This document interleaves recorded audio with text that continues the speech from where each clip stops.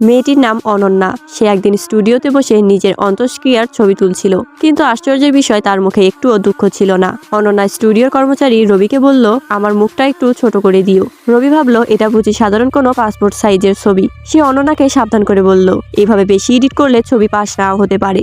অনন্যা শান্তভাবে পাশের টেবিলে রাখা একটি ছবির দিকে ইশারা করলো। ওটা ছিল তার নিজের অন্ত্যেষ্টিক্রিয়ার ছবি। সে বলল এই ছবিটার মতোই বানাবে। রবির আর কিছু বলার সাহস হলো না। সে চুপচাপ অনন্যার কথা অনুযায়ী ছবি এডিট করতে লাগলো।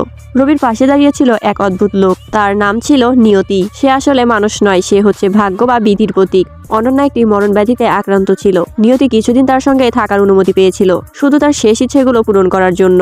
নিয়তি অনন্যাকে একটি লাল কাচের চুড়ি দিল। এই চুড়ি তার ব্যথা কমাতে পারত, কিন্তু শর্ত ছিল চুড়িটা প্রতিদিন চার্জ করতে হবে। আর চার্জ করার একটাই উপায়, নিয়তির হাত ধরে থাকা। অনন্যার নিয়তিকে একদমই ভালো লাগতো না, তবুও সে বাধ্য হয়ে তার হাত ধরলো। নিয়তি তাকে বাড়ি পর্যন্ত পৌঁছে দিল। ঠিক তখনই সেখানে হাজির হলো অনন্যার প্রাক্তন প্রেমিক রাহুল। সে নেশাগ্রস্ত ছিল। রাহুল জেদ করলো আবার সম্পর্ক জোড়া লাগাতে চায়। এই ঝগড়ার মাঝেই অনন্যার অন্ত্যেষ্টিক্রিয়ার ছবিটি হাত থেকে পড়ে মাটিতে টুকরো টুকরো হয়ে গেল। নিয়তি এটা দেখে স্পষ্ট রেগে গেল। অনন্যা চিৎকার করে রাহুলকে বলল, আমার জীবন থেকে চিরদিনের মতো চলে যাও। নিয়তি রাহুলের কলার ধরে ফেললো। অনন্যা ভাবলো এবার বুঝি ওকে মেরে ফেলবে, কিন্তু ঠিক তখনই নিয়তি হঠাৎ অনন্যাকে ডেকে উঠল।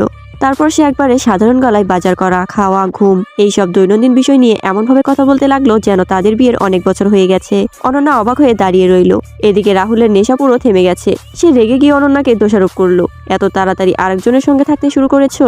কিন্তু অনন্যা আর কিছুই বলল না। তার হাত তখনও নিয়তির হাতের ভেতর ছিল, আর লাল চুড়িটা আস্তে আস্তে জ্বলে উঠেছিল।